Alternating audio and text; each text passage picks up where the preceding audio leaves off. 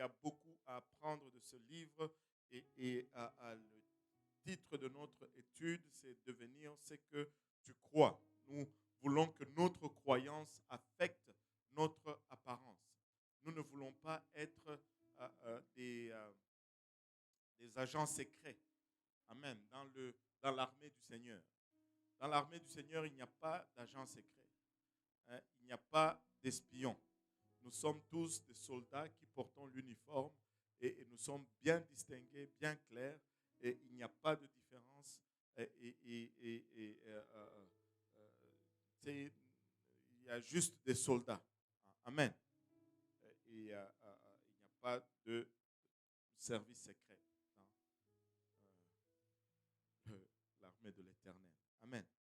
Mais avant cela, on va se lever, on va prier et nos offrandes.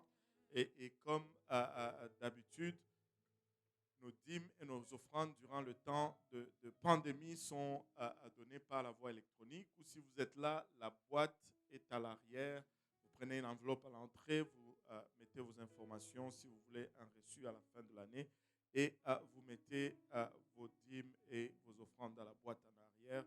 Sinon, si vous le faites électroniquement pour les gens de Saint-Jérôme, les gens de Pierrefonds, de Saint-Laurent, de Laval, ils utilisent give à commercial upcsaint-laurent.org. Give à commercial upcsaint-laurent.org. Je n'ai pas de moniteur, les gens en haut, mon écran est tout noir. Et pour les gens de l'Est, les gens de Montréal-Nord, les gens de Saint-Michel, les gens de Lac-Mégantic, de Hochelaga et autres, pour eux, c'est EPU Montréal Est à commercial gmail.com. EPU Montréal Est à commercial gmail.com. Voilà. Alléluia. Prions tous ensemble. Seigneur, nous te rendons grâce, Papa, pour ton amour, ta bonté et ta fidélité. Père, nous te remercions pour le privilège que nous avons encore une fois. Nous retrouver dans ta maison, Papa, privilège non mérité, Seigneur. Pourquoi nous prions et plaidons, Papa, premièrement, que tu nous couvres au moyen de ton sang précieux, Seigneur. Papa, il a bachata que tu nous permettes, Père, de comprendre ta parole, car elle est esprit pour nous qui sommes naturels et charnels, Père. Elle paraît folie, Seigneur. Aide-nous maintenant à la recevoir, Seigneur, et aide-nous à la partager sans crainte, ni faveur, ni hésitation, Seigneur. Cette offrande que nous apportons également dans ta maison, Père, puisse être sanctifiée par ta main, Seigneur, et ça puisse aider à l'avancement de ton royaume ici dans notre ville et partout à travers le monde. Et c'est avec action de grâce dans les cœurs que nous te prions, dans le nom précieux de Jésus. Nous disons tous au nom de Jésus. Et vous pouvez vous asseoir. Amen. Alléluia. Alors, nous avons commencé cette étude sur le livre des Éphésiens. Je vais juste rappeler un peu l'introduction que j'avais commencé à sauter au troisième et au quatrième chapitre. Donc, ce qui avait vraiment motivé cette étude, c'est une observation et certains points. Matthieu 6, d'abord, 19 à 21, nous dit « Ne vous amassez pas de trésors sur la terre, où le ver et la rouille gâtent tout, et où les larrons percent et dérobent. » Bien sûr, c'est la version Osterval.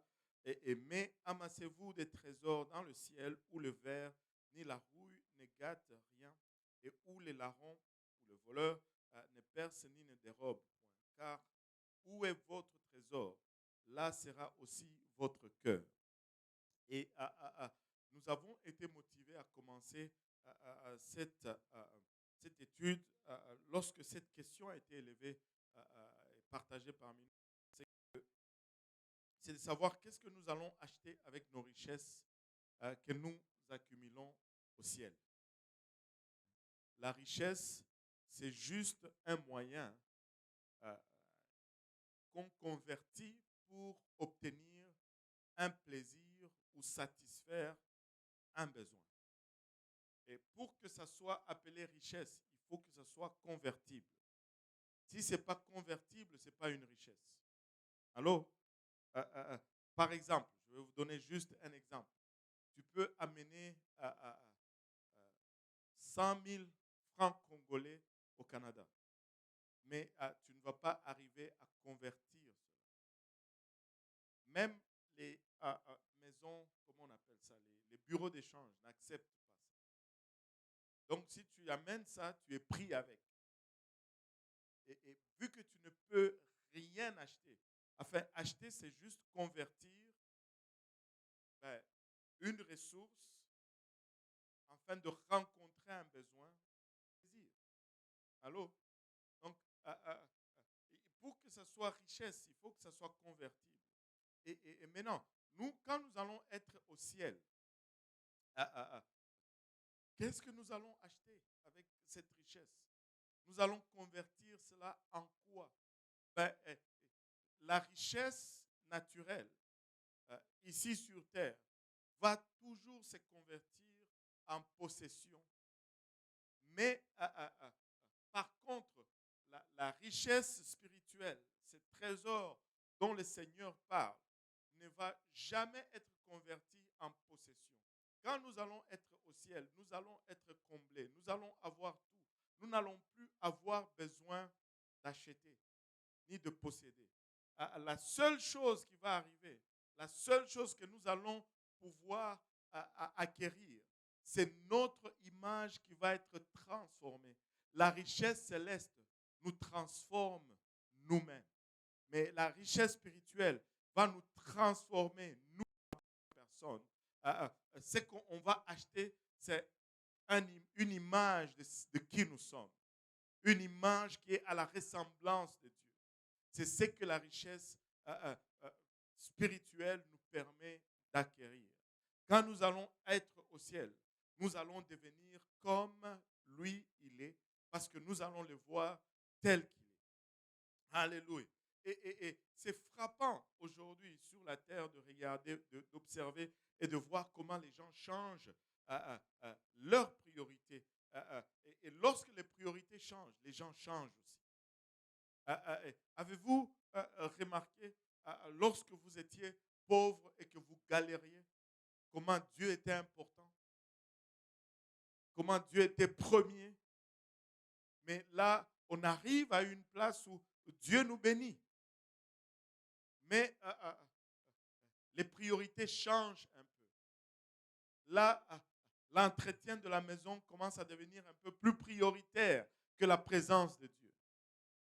La couleur de la pelouse commence à être un peu plus importante que le temps passé dans la présence de Dieu. L'homme a cette tendance toujours à tomber dans ce piège qu'une fois qu'il a reçu une bénédiction, de commencer à négliger celui qui bénit et de commencer à valoriser la bénédiction qu'il a reçue. Et tu peux voir cet avertissement partout à travers la Bible. Le peuple de Dieu a été averti de cela avant de rentrer dans la terre promise. Mais nous avons vu premier, deuxième, troisième, quatrième chapitre. Aujourd'hui, nous allons entrer directement dans le 5e chapitre du livre d'Éphésiens. Et c'est la 5e partie, au fait. Et Éphésiens 5, verset 1, commence tout de suite en nous disant « Devenez donc les imitateurs de Dieu comme des enfants bien-aimés. » Et regarde ton voisin, dis-lui, tu dois devenir. Alléluia. Si tu livre, ton objectif doit être de devenir ce que ce livre décrit que tu dois être. Allô? Nous ne sommes pas,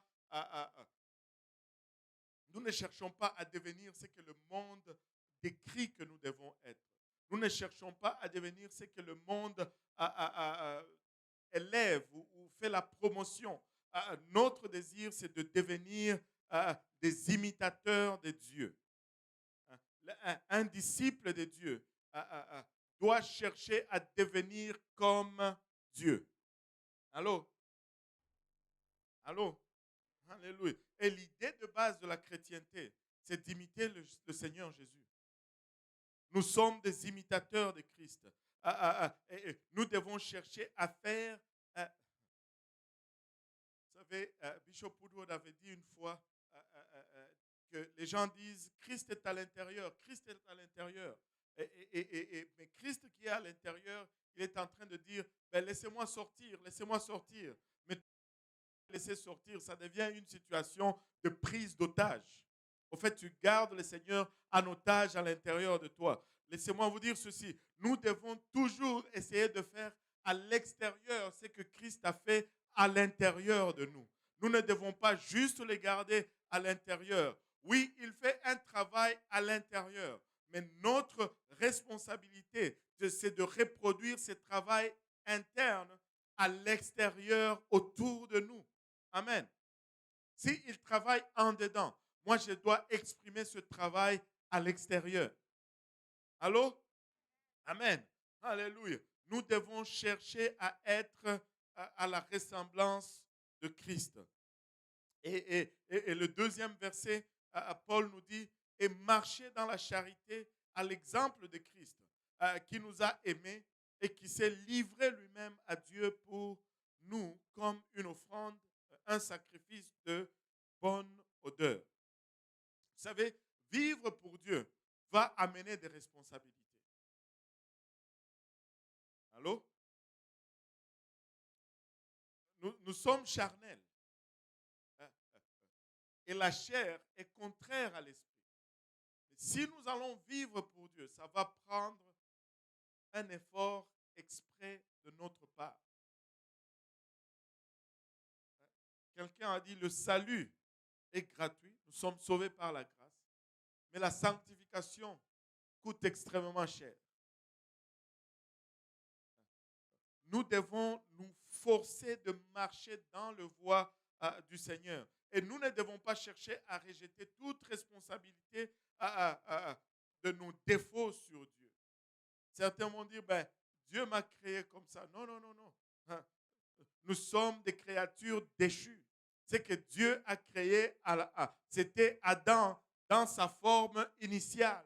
Mais après, ce que nous sommes devenus, ce sont les conséquences des choix et des décisions de l'homme.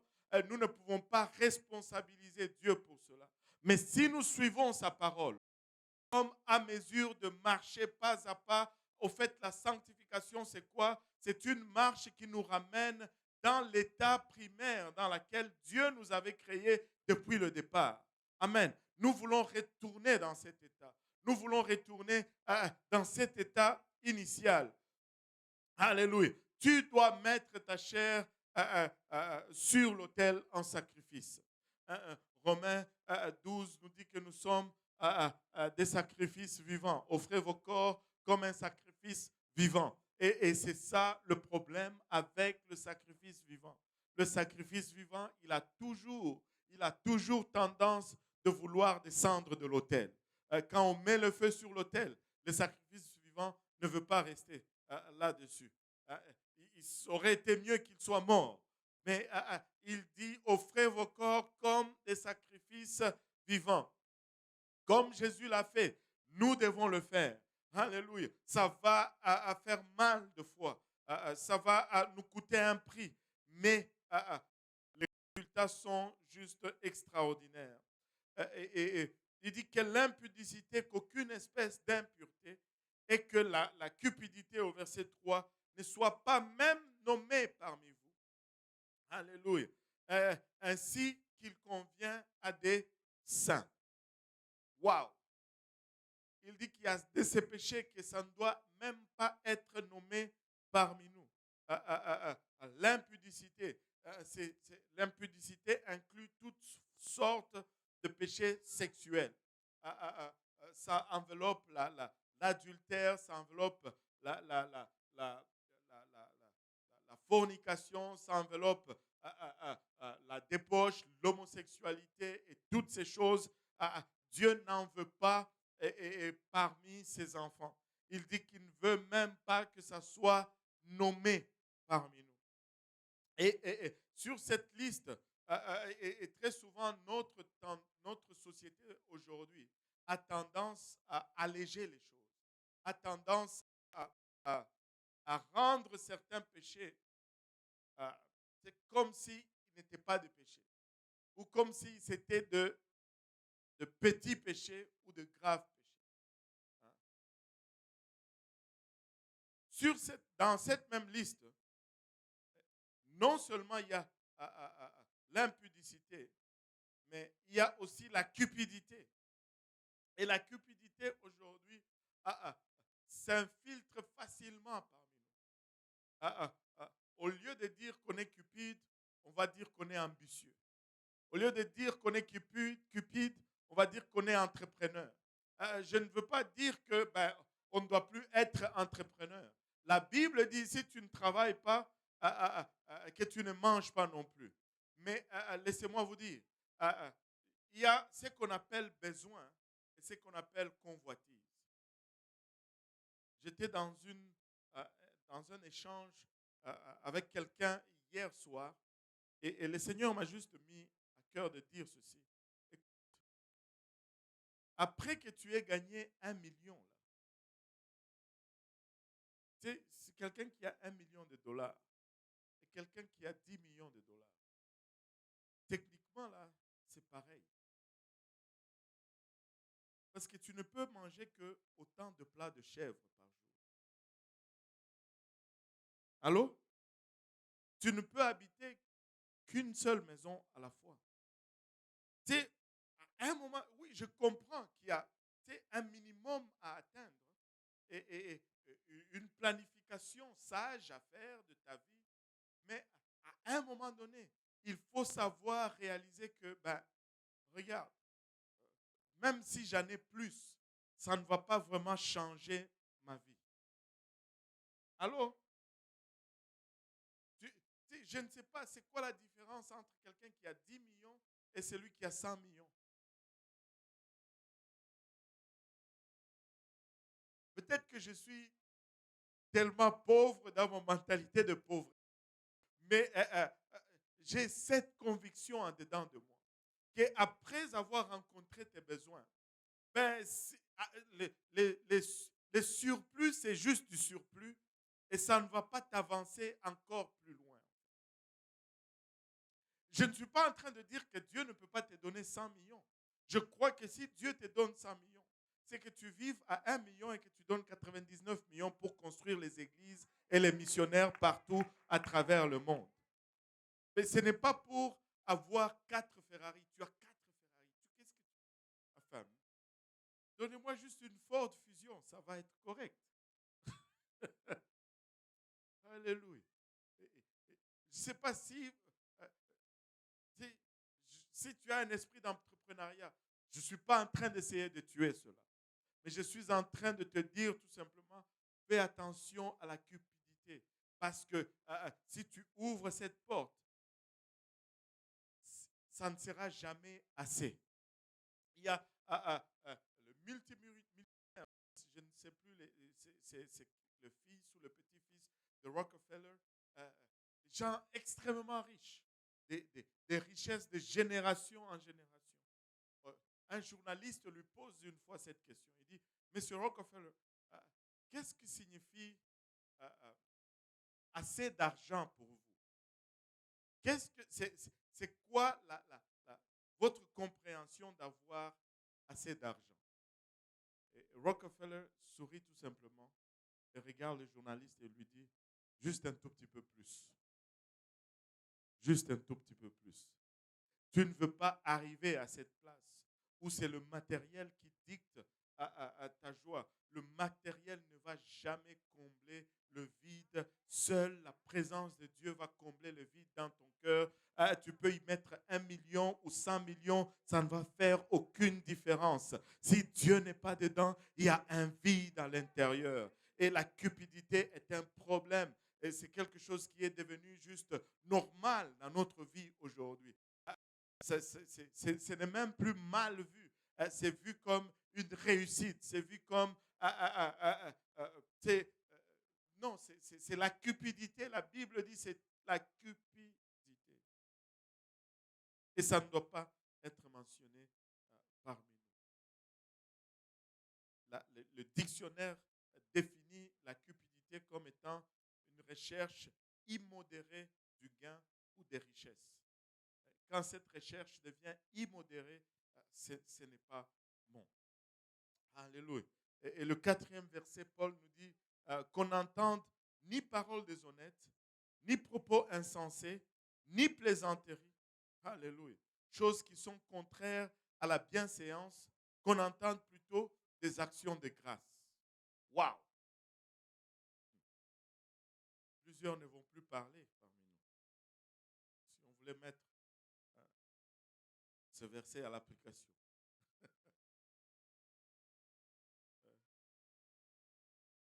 J'ai regardé la version Darby. La version Darby nous dit ceci. Ni aucune chose honteuse. Je pense que je l'ai mis par la suite. Là. Et voilà. Ni aucune chose honteuse. Ni parole folle ou plaisanterie. Lesquelles ne sont pas bienséantes. Mais plutôt des actions de grâce. Vous savez, les choses dégradantes, les choses qui rabaissent. Il y en a qui, pour rire, il faut qu'ils rient de quelqu'un. Tu peux rire sans se moquer de quelqu'un. Il y a des choses que tu peux juste rire sans prendre plaisir dans le mal de quelqu'un. Je ne sais pas, des fois, tu vas être sur la route, quelqu'un tombe et les gens rient. Moi, je ne sais pas, Dieu me fait grâce, mais je n'arrive pas à rire quand quelqu'un tombe. Peu importe comment il tombe. Le premier réflexe devait être, est-ce qu'il s'est fait mal? Allô? Mais il y en a qui vont, regarde comment il est tombé. C'est pas drôle. Parce que la personne peut se faire mal. Il y en a qui tombent comme ça, qui meurent. Après, tu vas regretter d'avoir ri. Non. Des paroles sales qui souillent. Un chrétien ne doit pas dire de grossièreté. Un chrétien ne doit pas dire de paroles insensées. Il ne doit pas dire n'importe quoi. Un chrétien ne doit pas dire de bêtises. Allô? Un chrétien contrôle son parler. Alléluia. Nous devons devenir ce que nous croyons. Il dit, car sachez-le bien, aucun impudique ou impur, ou cupide, c'est-à-dire idolâtre. Il dit cupide, c'est-à-dire idolâtre, le verset 5. Parce que quand tu deviens cupide, tu utilises au fait le matériel. Aucun ou cupide, c'est-à-dire idolâtre, n'a d'héritage dans le royaume de Christ et de Dieu. Et l'idolâtrie aujourd'hui, plusieurs vont regarder par exemple certaines confessions et ils vont dire, ah bon, ils ont des statuts et c'est de l'idolâtrie, mais l'idolâtrie peut venir sous des formes déguisées de nos jours. En fait, une façon très simple de définir l'idolâtrie, tout ce que tu mets au devant de Dieu dans ta vie, c'est une idole. Et s'il y a une idole, tu es en train d'idolâtrer. Il y en a beaucoup de nos jours qui idolisent l'argent. L'argent est plus important que Dieu dans la vie. Mais laissez-moi vous dire ceci. Ce n'est pas l'argent qui nous fait vivre. C'est Dieu qui nous fait vivre. Vu beaucoup avec des millions, mais qui sont morts quand même. La source de notre vie, ce n'est pas l'argent. La source de notre vie, c'est Dieu. Alléluia. C'est Dieu. Et l'argent est devenu tellement important. Je ne sais pas, je n'en ai pas contre l'argent. Mais nous devons juste mettre nos cœurs à la bonne place. Aujourd'hui, les gens idolisent l'argent. Aujourd'hui, il y a des gens qui vont idoliser le plaisir. Ils vont tout faire juste pour avoir du plaisir. Et le plaisir est plus important que Dieu. Le plaisir, même, des fois, il devient plus important que la famille. Ils vont détruire une famille pour avoir un plaisir. C'est de l'idolâtrie. Il y en a qui vont idoliser le sport. J'ai regardé une vidéo, quelqu'un m'a envoyé une vidéo, était un groupe qui regardait un match de foot à l'écran. Et puis là, un joueur qui part avec le ballon. Le gardien était sorti. Il y a eu comme une espèce d'accident. Mais le gardien a passé à côté. Il est allé avec le ballon. Le but était ouvert. Il a tiré, mais le ballon a tapé le poteau. Puis il est sorti. Oh, tu pouvais voir les gens, comment ils étaient fâchés. Ah, il a lâché son soulier a revolé, donné un coup dans le mur, les autres sont tapés dans la porte et il regarde l'écran. Ah, il insulte. J'ai dit, Maman Nangaï, Dieu nous a délivrés de cela, n'est-ce pas? Hein? Dieu nous a délivrés de ça. Tu perds ta contenance. Regardez, il n'y a aucun gain pour le type là-dedans. Aucun gain. Aucun gain. Quand j'étais au Congo, ma maison n'était pas loin du stade, là, le stade Mobutu. Et c'est là où les duels s'est passé. Les matchs Lupopo Mazembe. Tu vois des gens qui arrivent au stade, ils sont peints, maquillés, noir, blanc, et d'autres jaune, bleu. Et puis nous, si nous venons ici, nous dansons un peu pour notre Dieu. Oh, c'est de l'exagération. Laissez-moi vous dire, c'est de l'idolâtrie qu'ils font là-dedans. Mais nous adorons le véritable. Alléluia. Nous pouvons sauter, nous pouvons courir, nous pouvons nous habiller pour honorer notre Dieu. Ils vont se peindre pour honorer leur équipe. Et toi, si on te demande de t'habiller comme ça pour honorer ton Dieu, ça devient exagéré. Oh! Maman Nangaï, aide-nous, Seigneur. Alléluia. L'idolâtrie s'exprime de différentes façons. Regarde, il y en a qui idolisent leur maison aujourd'hui. Tu rentres dans la maison, tu te demandes, mais est-ce que les gens vivent même ici? Tu ne sais pas si tu dois... La pelouse, oh, Maman Nangaï, elle est verte. Je ne dis pas qu'il ne faut pas avoir une pelouse verte, mais quand même. Je ne sais pas. C'est bon d'avoir une pelouse verte. Mais si ça commence à te prendre tout ton temps, toute ton énergie, tu sais quoi? Ben, ça devient une idole. Ça devient une idole. Et, on va mourir. Et la maison, elle va rester. Les voitures, il y en a qui idolisent leurs voitures. Certaines voitures, que ce soit en été ou en hiver, ils roulent sur d'autres routes. Moi, je vais regarder ma voiture, je dis, mais comment il a fait lui pour arriver ici à l'église? Propre comme pas possible. Tu arrives à la place, tu sors, il sort la guenille, il frotte, et puis il rentre dans la bâtisse.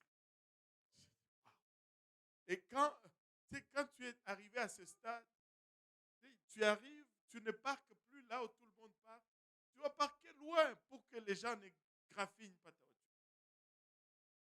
Idole. Dis seulement idole. C'est sûr, si on te mettait un Bouddha devant toi, tu ne vas pas te prosterner pour l'adorer. Oh, mais que tu es en train d'adorer plein d'autres choses. Plein d'autres choses.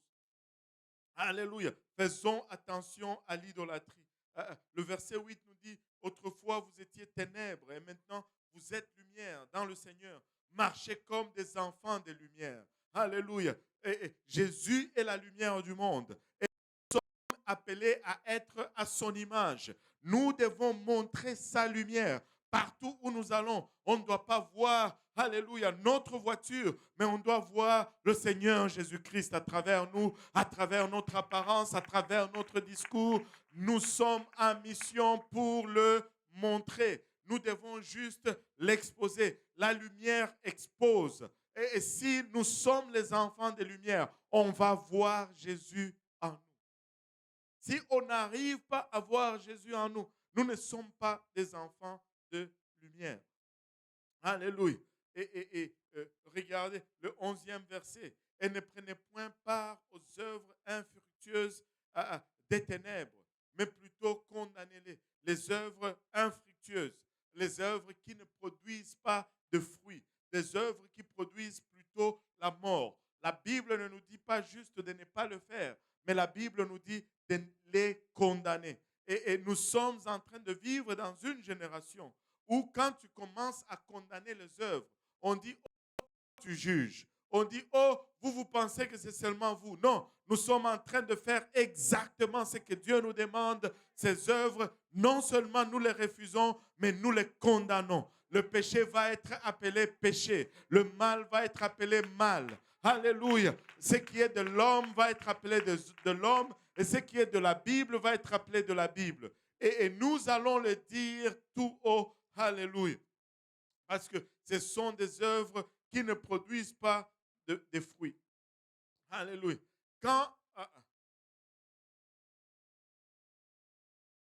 Lorsque nous vivons pour le diable, nous produisons le fruit de l'ennemi. Et il n'y a pas de camp neutre. Et tu ne peux pas dire, OK, je vis pour Dieu. Et OK, j'arrête de vivre pour Dieu, mais je ne vis pas pour le diable. Ça n'existe pas. Il n'y a pas de zone neutre. C'est soit tu vis pour Dieu ou soit tu vis pour le diable. Que tu le veuilles ou pas, c'est comme ça que c'est. Tu ne peux pas te retrouver quelque part où tu n'es ni pour l'un ni pour l'autre. Tu vas être soit pour l'un, soit pour l'autre. Amen. Maintenant, mais lorsque nous sommes nés de nouveau, ben, l'ennemi n'a plus le droit de reproduire ses œuvres dans nos vies. C'est pourquoi ces œuvres doivent être infructueuses. Et c'est pourquoi nous les abandonnons. Quand la Bible nous dit de condamner ces œuvres, c'est-à-dire j'ai regardé le mot condamner, veut dire exposer, réprimander, discipliner, réprouver, corriger, expulser. Il ne peut y avoir de compromis avec les œuvres infructueuses du ténèbre. Il faut juste les éclairer. Et là où il y a la lumière, les ténèbres s'enfuient. Tu ne peux pas avoir un mélange de deux. La lumière chasse le ténèbre. Quand il y a la lumière, il n'y a plus de ténèbres. Tu dois juste purger ou éclairer. Et au verset 12, il dit, car il est honteux de dire ce qu'ils font dans le secret. Et tu sais, une petite leçon ici. C'est quand on parle de quelque chose, on l'amplifie. Certaines choses, quand ils arrivent, on les condamne, mais on n'en fait pas la publicité. Tu sais, des fois, certains vont vouloir, ils vont venir te voir, oh pasteur, tel frère, ok, je vais prendre un frère. Tel frère, bon, je vais prendre pasteur Serge. Oh, pasteur Serge est, comment on dit ça encore, est suspendu. Mais qu'est-ce qu'il a fait? Qu'est-ce que tu veux? Qu'est-ce qu'il y a à savoir ce qu'il a fait? Oh, je veux juste prier pour lui. Vraiment, toi, tu pries. Si tu priais, tu n'allais même pas demander qu'est-ce qu'il a fait. Prie seulement. Dieu sait ce qu'il a fait. Parce que on ne publie pas parce qu'on ne veut pas multiplier. Publier, c'est multiplier. Allô? Prie seulement. Oh, telle sœur est suspendue. Qu'est-ce qu'elle a fait? Qu'est-ce qui s'est passé? Mais c'est quoi ton problème? Tu ne sais pas qu'à chaque fois que tu répètes le péché de quelqu'un devant une autre personne, c'est comme si tu étais en train de recondamner encore cette personne. Tu n'as pas besoin de savoir. Prie seulement. Si tu vas prier même. Quand on parle de quelque chose, on l'amplifie. C'est pourquoi notre génération d'aujourd'hui est pire que toutes les autres générations précédentes. Parce que nous avons pris l'immoralité et nous l'avons mis sur la place publique. Avez-vous remarqué comment l'immoralité est juste déchaînée? C'est parce qu'on n'a même plus honte d'en parler. Et plus on en parle, plus c'est cela. Mais notre devoir, ce n'est pas d'en parler, c'est de condamner et de dire que ce n'est pas bon et que c'est désagréable à Dieu. On a tout mis sur la place publique. Et dans les générations passées, ce n'était pas comme ça. Ce n'était pas comme ça. Quand tu parles de quelque chose, elle se reproduit parce que tu lui donnes la permission d'exister.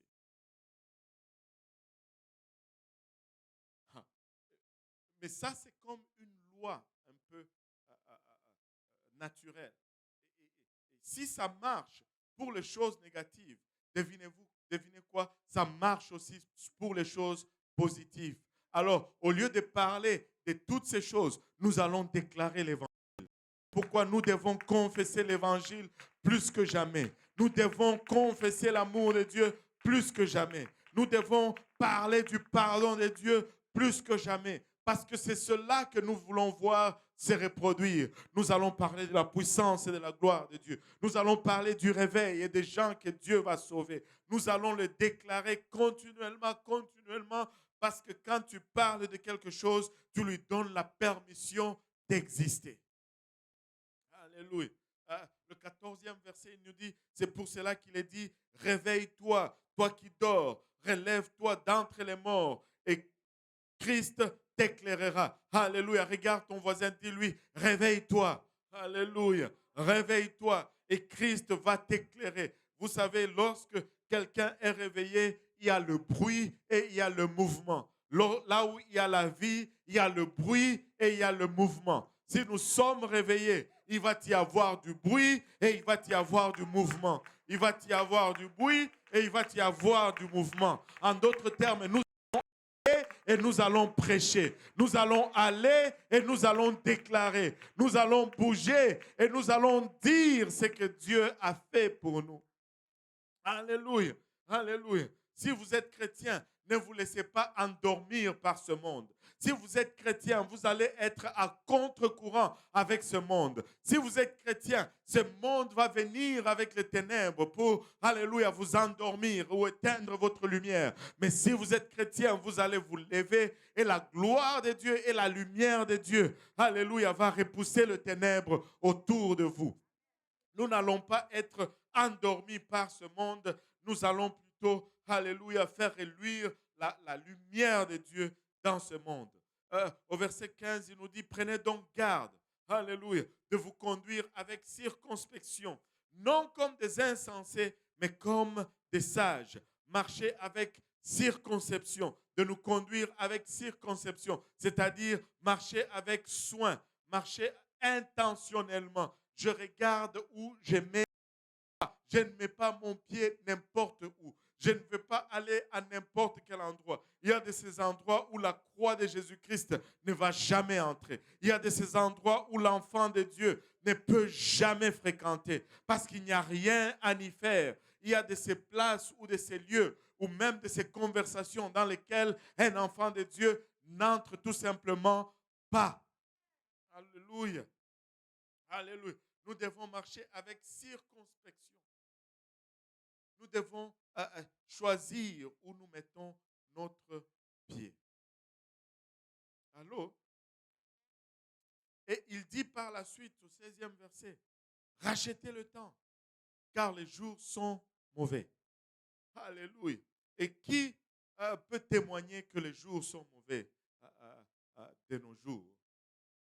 Nous vivons dans un temps où le mal est appelé bien et le bien est appelé mal. Nous vivons dans un temps où le monde est complètement à l'envers. Aucun sens. Ceux qui te disent sages, des sortes de déclarations, tu te dis, mais j'ai perdu la tête. Le monde est complètement à l'envers. Ils vont être là devant toi.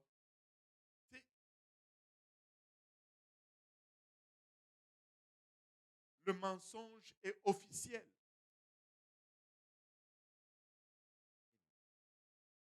Je veux marcher avec circonspection. Je dois marcher avec circonspection. Alléluia.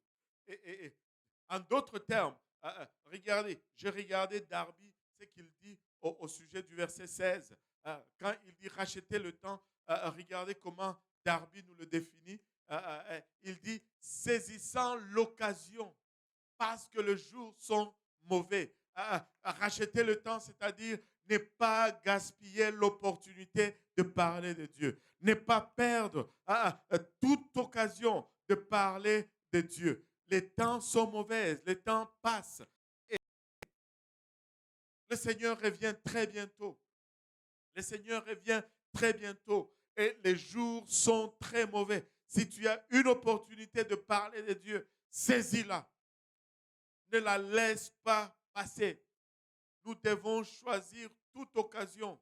Alléluia. Et nous devons être prêts d'annoncer cet évangile à un bon moment ou dans les mauvais moments. Nous devons prêcher.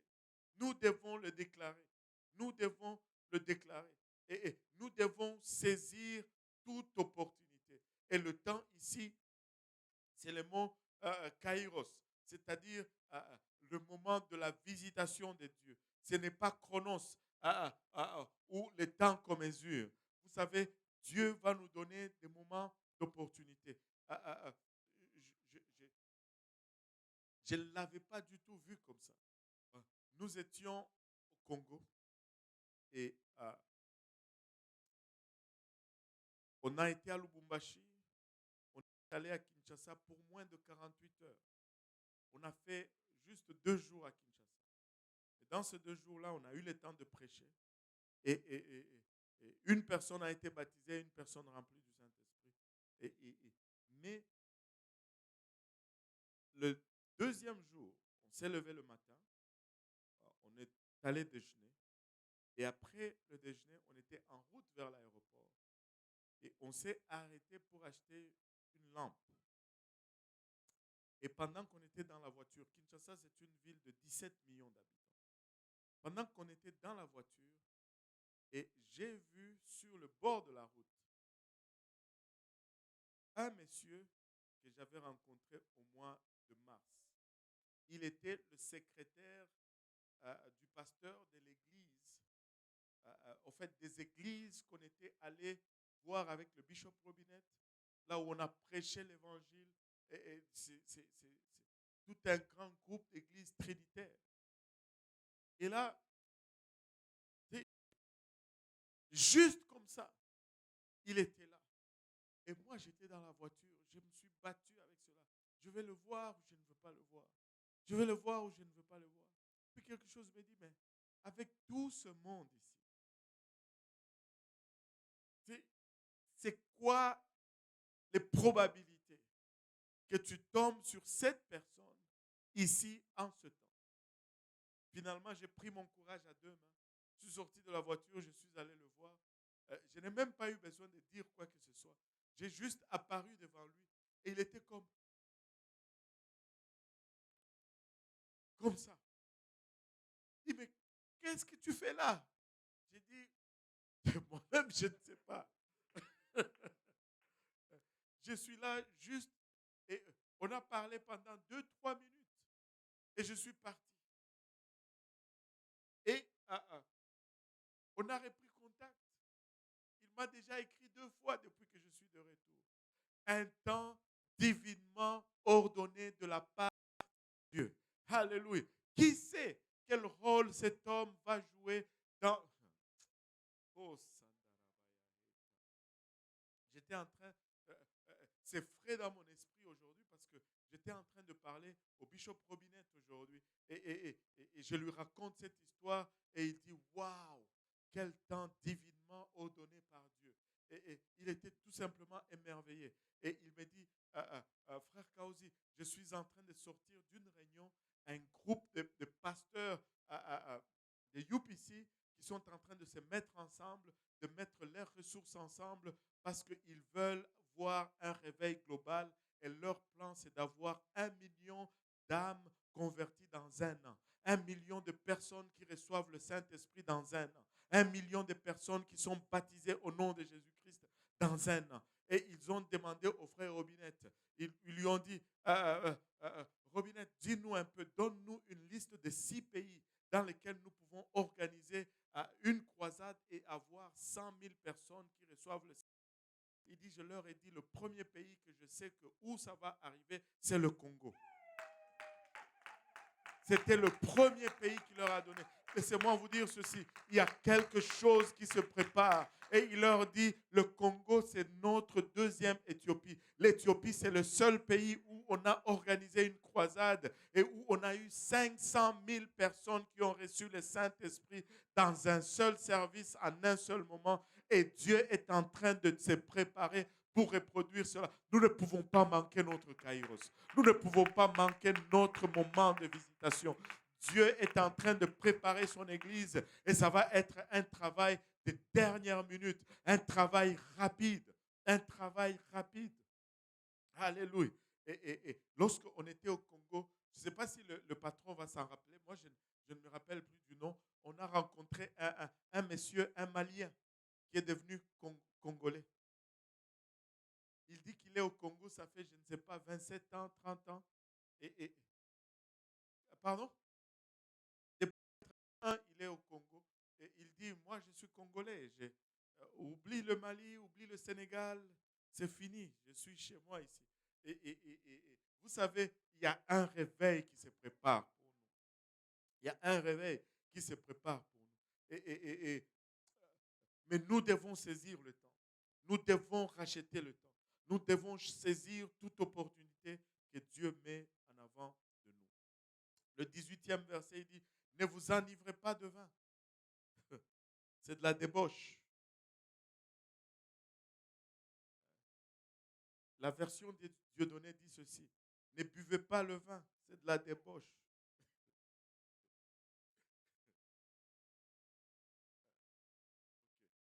La version révisée de Dieudonné dit ceci, ne buvez pas le vin, c'est le début de la débauche. Soyez au contraire remplis de l'esprit. Vous savez, il y a de nombreux parallèles entre l'ivresse du vin et l'ivresse de l'esprit. Si Dieu l'a mis là-dedans, c'est parce que Dieu va toujours se servir des choses naturelles pour nous expliquer les choses spirituelles. Même le jour de la Pentecôte, lorsqu'ils ont reçu le Saint-Esprit pour la première fois, on les a regardés, on a dit, ils sont ivres. Allô? La première des choses, quelqu'un qui est ivre,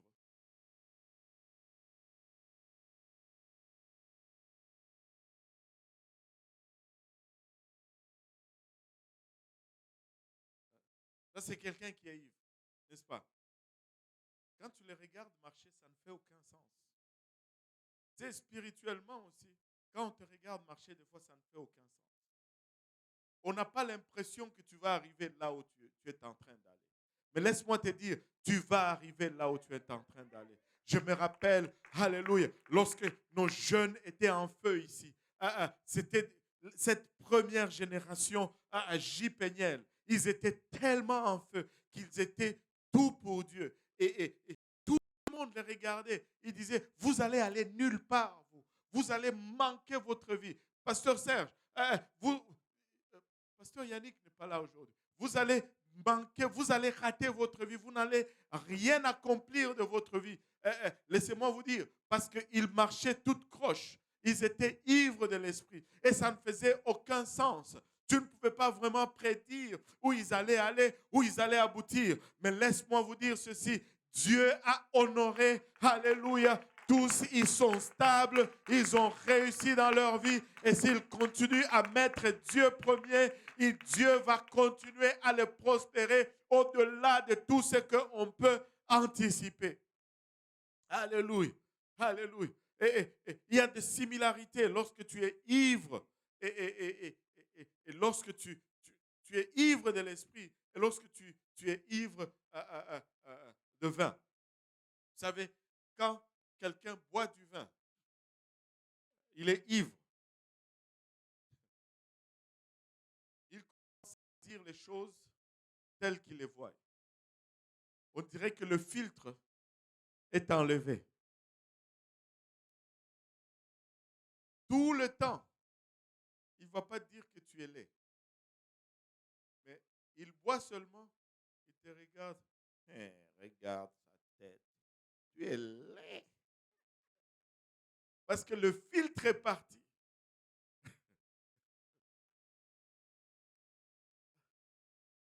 Le filtre est parti.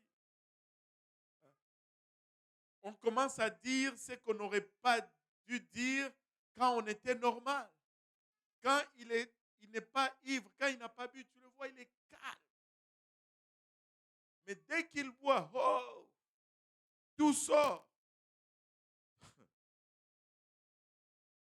Mais lorsque nous avons bu le Saint-Esprit, nous allons arriver à cette place où nous appelons aussi le péché, péché. Et nous appelons la droiture, droiture.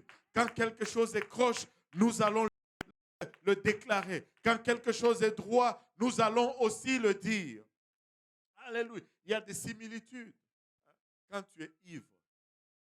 Avez-vous remarqué les ivrognes?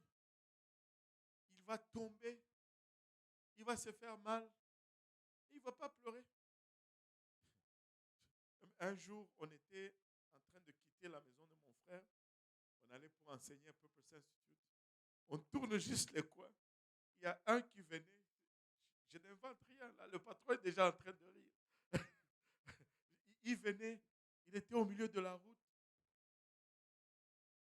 Moutagnou, Waléo, vous allez me tuer aujourd'hui. Là, il se couche devant la voiture. Et mon frère conduisait. Mon frère fait un grand détour. Il se couche.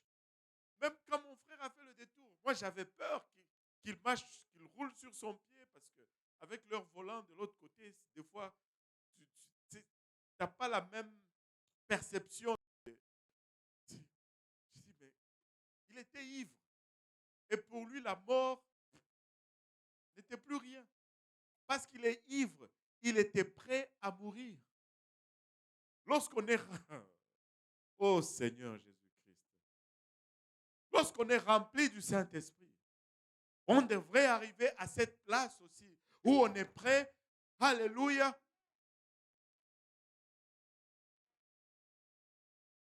Là, vous m'avez lâché. Là, ce n'est plus tout le monde. Personne ne veut mourir. Oh, moi, j'ai mon enfant à élever encore. Laisse-moi te dire. Il y a des similitudes entre un ivre de vin et un ivre de l'esprit. Essaye d'insulter un ivrogne. Tu l'insultes, il rit de toi. C'est quand tu es rempli du Saint-Esprit. On t'insulte. Alors, buvez assez. Vous allez voir que les insultes ne vont pas avoir d'effet sur vous. Buvez du Saint-Esprit. Buvez-en le matin. Buvez-en à midi. Buvez-en le soir. Et on va vous insulter. Vous allez dire, alléluia. Parce que je suis ivre de l'Esprit.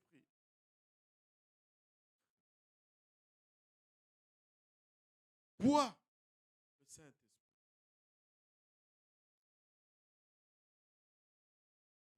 Verset 19. Entretenez-vous par des psaumes, par des hymnes et par des cantiques spirituels, chantant et célébrant de tout votre cœur les louanges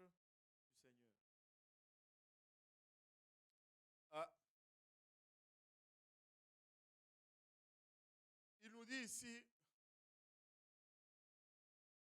nous devons nous entretenir par des psaumes et par des hymnes.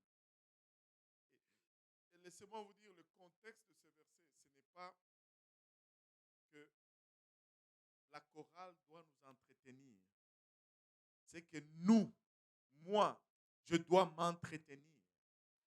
Quand on est à l'église et qu'on chante, ben, quand je chante, ça m'entretient moi-même. Ça me rend service à moi-même. Quand je loue, ça me rend service à moi-même. Je dois chanter de cantiques. Je dois louer Dieu. Je dois m'entretenir. Pas seulement écouter les autres qui chantent ou qui parlent de Dieu. Non, non, je dois chanter pour l'Éternel. Et ce sont des cantiques qui parlent des louanges du Seigneur. Pas qui parlent. Écoutez, il y a plein de choses que nous chantons à l'église.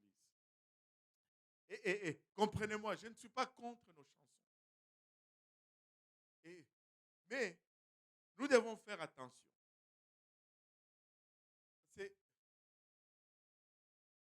Avez-vous remarqué que certains services,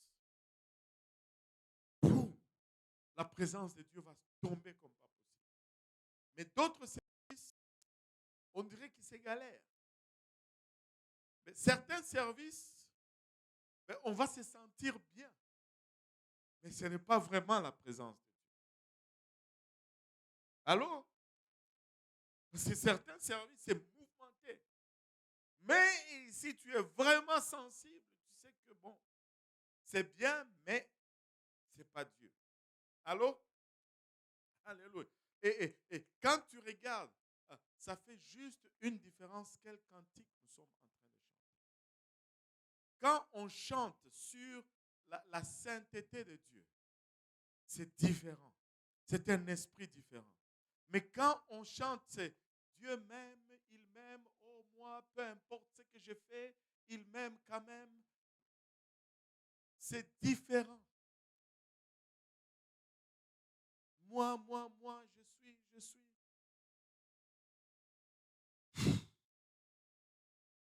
Les louanges du Seigneur, pas les louanges de ma situation, pas les louanges de ma position. Oui, des fois, nous devons reconnaître qui nous sommes. Mais alléluia, nous ne devons jamais oublier que si nous sommes, c'est parce qu'il est. Alléluia. Et toujours revenir à cela. Alléluia. Si nous passons un peu plus de temps juste à le louer, si nous passons juste un peu plus de temps à le glorifier, à le voir lui, vous allez réaliser que on n'a plus à se poser des questions où nous sommes, qui nous sommes. Alléluia. Il y a tellement, et de nos jours, il y a tellement de chansons qui parlent plus de nous que qui parlent de Dieu. Oh, moi. C'est comme s'ils ont tous fui pendant que je commence à parler. Mais il y en a beaucoup de chansons que moi il va monter les montagnes pour me secourir. Et peu importe, c'est quasiment, peu importe qu'est-ce que je fais, Dieu va juste. Ce n'est pas dans ce sens-là que ça marche. Alors, il est Dieu quand même. Alléluia. Il est Dieu quand même. Et il dit au verset 21, vous soumettant les uns aux autres dans la crainte de Christ. Vous savez, que tout le monde dise soumission. La soumission est un des éléments que le diable a littéralement volé de notre arsenal. Mais nous devons réaliser une chose, c'est que la soumission, c'est le principe du royaume. C'est le principe que Dieu a donné à tout le monde, à nous tous, pour qu'il y ait une relation. Dans le royaume, s'il n'y a pas de soumission, il n'y a pas de relation. Il n'y en a pas. Il n'y en a pas. Et la soumission, ce n'est pas lorsque nous disons tous la même chose. Le pasteur dit allons à droite. Toi aussi tu pensais qu'on devait aller à droite. Il n'y a pas de soumission là. Vous êtes juste en accord. Allô? Mais quand toi tu voulais aller à gauche et que lui dit allons à droite, quand il y a des accords, quand on n'est pas tous sur la même ligne, c'est là que la soumission est visible. C'est là qu'on voit si tu es soumis ou pas. Comme un de nos anciens disait, c'est lorsque tu es traité comme un serviteur que tu vois vraiment si tu as un cœur de serviteur ou pas. Allô? Soumission. J'étais une fois, ça fait longtemps, c'était quelque part à Saint-Jérôme. Quelqu'un était en train de... La soumission, ce n'est pas que je dois me soumettre à mon mari. La soumission, ça veut dire tout simplement que on est sous la même mission.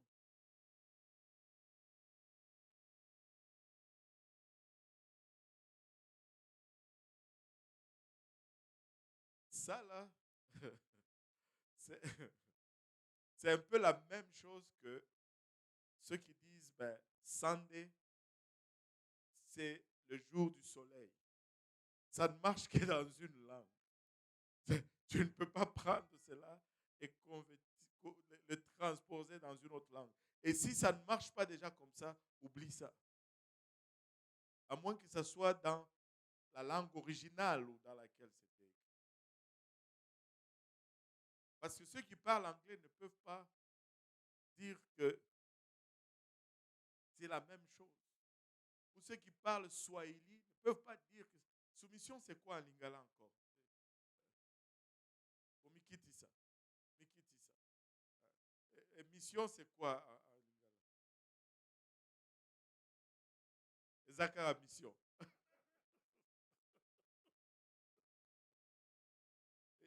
Tu ne peux pas traduire, ça ne marche pas. Ça ne marche pas.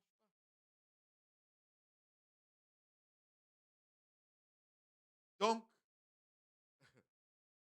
regardez, soumission en grec, ça veut dire se soumettre. Et c'est ça, c'est se soumettre, c'est tout. C'est pas une question de mission, c'est une question de se soumettre. Alléluia. Et non,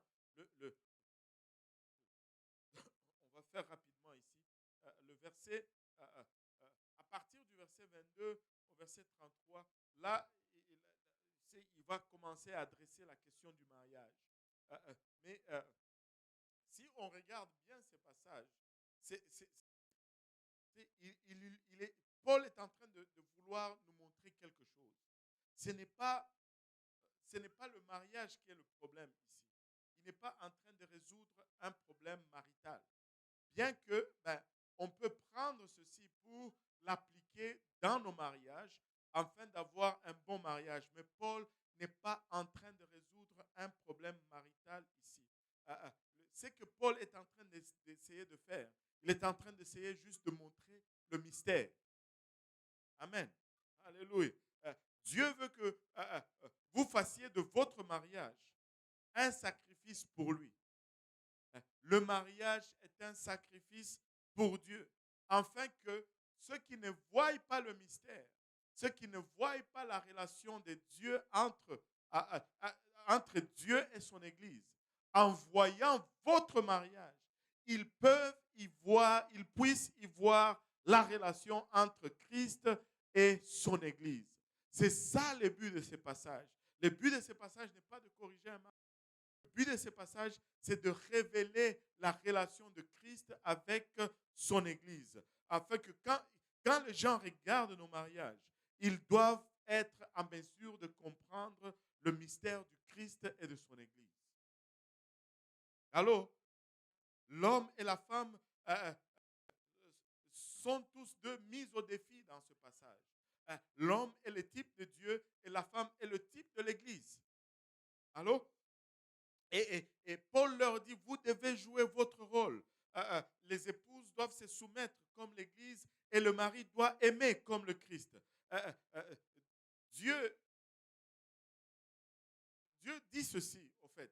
Lorsque vous luttez, lorsque vous travaillez sur vous-même, lorsque vous forcez pour jouer ce rôle, vous allez apprécier encore davantage ce que j'ai fait pour vous.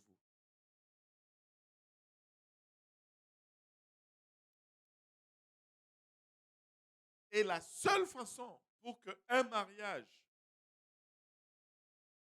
puisse survivre, et encore surtout plus dans cette génération, il faut que l'homme crucifie sa chair. L'homme doit crucifier sa chair. Mais aujourd'hui, nous avons une génération d'hommes qui refusent de crucifier leur chair. Il faut que la femme soumette sa chair. L'homme crucifie sa chair, mais la femme soumet sa chair. Et nous avons une génération également de femmes qui ne veulent pas soumettre leur chair. Jésus a dit, non pas ma volonté, mais la tienne. Et si nous développons cette attitude, laissez-moi vous dire, nous allons être à l'épreuve de tout ce que le diable va lancer sur notre chemin. Et au verset 26, regardez en particulier le verset 26, très important. Et si nous comprenons ceci, afin de la sanctifier, parlant de l'Église, par la parole, après l'avoir purifiée par le baptême d'eau. Donne-moi un peu Éphésiens 5, 25. Pardon, je te lance une courbe là. Donne un peu du slide. Va dans ta Bible. Marie, aimez vos femmes comme Christ a aimé l'Église et s'est livré lui-même pour elle. Vous savez, après qu'il ait aimé, c'est par la suite. Oui, donne-moi le verset 26. Il l'a d'abord aimé au verset 25. Amen. Il l'a aimé d'abord. Que tout le monde dise, il l'a aimé d'abord. Après, pourquoi il a aimé? Pour la sanctifier par la parole. Laissez-moi vous dire ceci. Christ a aimé son Église avant qu'elle ne soit parfaite. Il n'a pas aimé son Église parce qu'elle était parfaite. Il l'a aimée pour la rendre parfaite.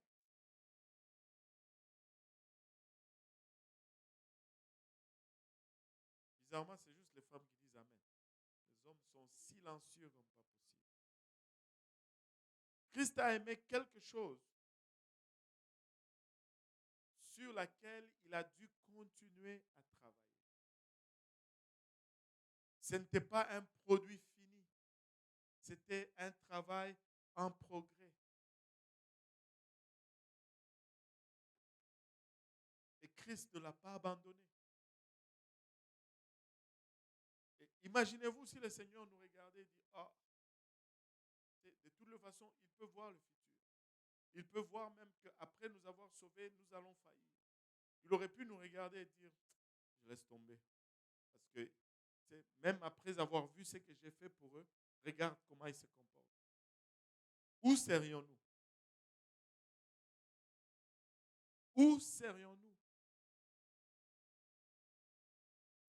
C'est là le modèle du mariage chrétien. Et reviens dans la Bible, reviens un peu dans la Bible. Afin de la sanctifier par la parole, après l'avoir purifiée par le baptême. Donne-moi le verset 27 maintenant. Afin de faire paraître. Regardez le choix de mots ici. On utilise le mot paraître parce que l'être n'est pas là. On parle de l'apparence. Il veut la faire paraître devant lui, cette église glorieuse. Pourquoi? Parce que en dedans d'elle, elle n'est probablement pas glorieuse. Mais lui, il va la faire paraître glorieuse. Sans tache, ni ride. Si tu suis ça, Sûrement, il n'est pas en train de parler du service francophone de l'église de Saint-Laurent. Il y a tellement de tâches parmi nous, il y a tellement de rides parmi nous, mais laissez-moi vous dire, lorsqu'il parle de nous, il nous présente comme s'il n'y avait pas ces tâches, il nous présente comme s'il n'y avait pas de rides, il nous présente comme si on était parfait, on était glorieux. Et c'est ça le rôle de l'homme vis-à-vis de sa femme. Wow. Wow. Verset 28, on peut retourner dans notre slide. C'est ainsi que le mari doivent aimer leur femme. C'est ainsi que les maris doivent aimer leur femme comme leur propre corps. Celui qui aime sa femme s'aime lui-même. Et c'est dans la mesure où tu aimes ta femme, c'est la mesure où tu t'aimes toi-même. Alléluia. Certaines pendules doivent être ajustées. Alléluia. Oh Seigneur Jésus. Autant tu détestes ta femme, tu te détestes toi-même. Il est dit au verset 29, car jamais personne n'a haï sa propre chair, mais il la nourrit et en prend soin comme Christ le fait pour l'Église.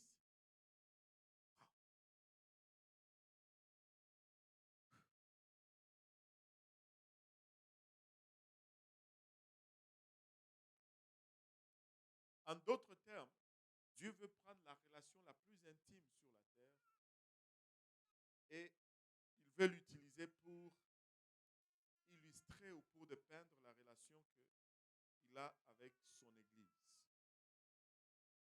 Dieu veut utiliser ma maison pour prêcher à ma communauté. Dieu veut utiliser ta famille pour prêcher à ceux qui sont autour de toi. Ce que nous sommes à la maison, c'est ce que nous sommes vraiment. Amen. Regarde, on va sauter au verset 33, le temps nous fait défaut ici. Il dit, du reste, que chacun de vous aime sa femme comme lui-même et que la femme respecte son mari. Les commandements sont différents ici. Le mari aime et les femmes montrent le respect. Ce n'est pas parce que la femme n'a pas besoin d'aimer, ben c'est tout simplement parce que la femme aime naturellement.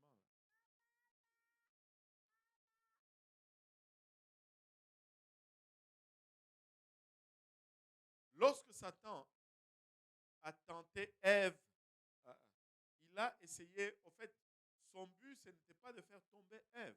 Son but ultime, c'était de faire tomber Adam. Parce que de voir Adam qui a pris sa place, c'était ce qui le dérangeait le plus.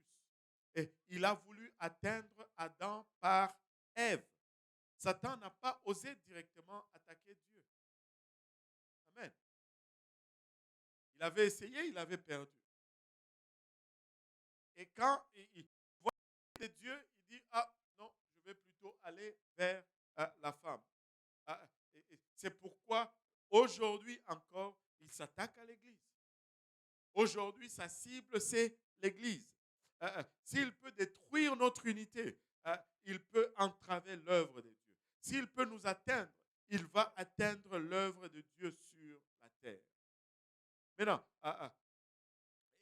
lorsque un homme et une femme se connectent, ils produisent du fruit.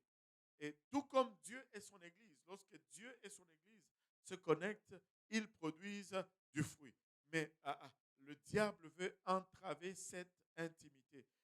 C'est pourquoi le serpent va toujours attaquer l'union. Il a attaqué cette unité dans le jardin d'Éden et il attaque cette unité encore aujourd'hui dans l'Église. Le but de l'Église, ce n'est pas d'être comme le monde. Le but de l'Église, c'est de faire de sorte qu'il soit attirant pour Dieu. Nous devons mettre le parfum qu'il aime. Nous devons porter l'habillement que Dieu aime. Nous devons tout faire pour le le séduire, pour l'attirer, il faut que Dieu soit attiré par nous. Toute femme sait ce que son mari aime. Et elle sait comment l'avoir quand elle veut cette nouvelle chose. Elle sait quel parfum elle va mettre. Elle sait quel vêtement elle va mettre. Elle sait comment elle va lui parler. Elle sait quelle nourriture elle va mettre. Elle sait où elle va le toucher avant de demander cette chose qu'elle veut. N'est-ce pas? Alléluia. Le frère Nono hoche sa tête tout simplement. Et, et, et, et, et l'Église est l'épouse de Christ. Et l'Église est également le corps de Christ. Ève est à la fois l'épouse d'Adam et elle était aussi le corps d'Adam. Rappelez-vous, celle-ci est l'os de mes os et la chair de ma chair. Et la chute de l'humanité n'a pas eu lieu quand Ève est tombée. Ève a mangé le fruit, rien ne s'est passé. Allô? Si Adam avait dit non, on aurait pu régler cette affaire dans le jardin d'Éden. Alléluia. Mais la chute a eu lieu lorsque Adam a délibérément mangé. Regardez, le diable n'a jamais parlé à Adam, il a parlé à Ève. Il a séduit Ève. Il a menti Ève. Mais Adam l'a mangé de son propre gré, de sa propre volonté. Ève a été trompée, mais Adam a décidé. Allô? Et c'est sa décision qui a provoqué la chute de l'humanité. Et ça nous pousse à dire ceci. Il y a deux sortes de péchés. Les péchés que nous faisons parce que nous sommes induits en erreur et les péchés que nous faisons parce que nous avons décidé de faire. Et les deux ont deux impacts différents. Les péchés que nous commettons et qui sont les fruits d'une tromperie, ça ne va pas porter atteinte à notre relation ou à la nature de notre relation avec Dieu. Ces péchés sont facilement confessés. On se répand et on rejette. Mais les péchés que nous commettons par notre volonté, une décision consciente ou un plan d'action, ceux-là sont destructeurs et très souvent mortels pour notre relation avec Dieu. Et lorsque Adam et Ève sont entrés dans cet état de mort, tout ce qui se trouvait sous leur domination est tombé aussi à la mort.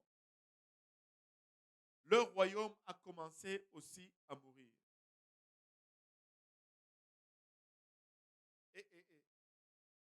C'est quand le roi meurt, le royaume est en danger.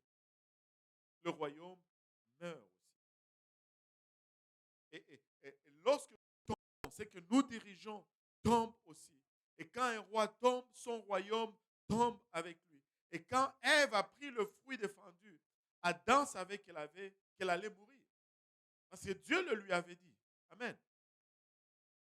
Mais Adam s'est dit, je l'aime tellement que je suis prêt à mourir avec elle. Et il a mangé aussi. Je suis tellement en amour. Oh, je ne peux pas me permettre de la laisser mourir seule. Je veux mourir avec elle. Là où je vais, là où elle va, j'irai. Mais quelle tristesse. Et le diable a cet art de faire paraître quelque chose de n'est pas bon comme étant quelque chose de bon. Et l'autre chose à laquelle nous devons des fois faire attention, nous sommes malheureux tout simplement lorsque nous nous contentons de ce qui est bien, alors que nous pouvons avoir ce qui est mieux. Ça paraissait bien de mourir avec elle, mais c'était mieux de mourir pour elle. Et l'erreur du premier Adam était d'aimer le don. Que tout le monde dise le don. Il a aimé les dons plus qu'il a aimé les donateurs. Et cette erreur se répète encore et encore et encore lorsque nous aimons les bénédictions plus que celui qui bénit. Ça cause la mort. Ça cause la mort. Nous ne pouvons pas arriver à cette place où les choses que Dieu nous donne deviennent plus importantes que Dieu lui-même dans notre vie. C'est la mort. C'est la mort. Alléluia.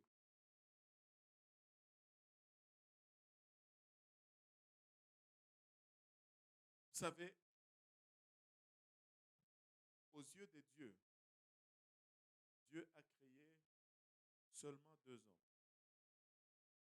Allô? Dieu a créé le premier Adam, il a créé le deuxième Adam. Mais tous les autres hommes vont être nés soit du premier Adam, soit du deuxième Adam.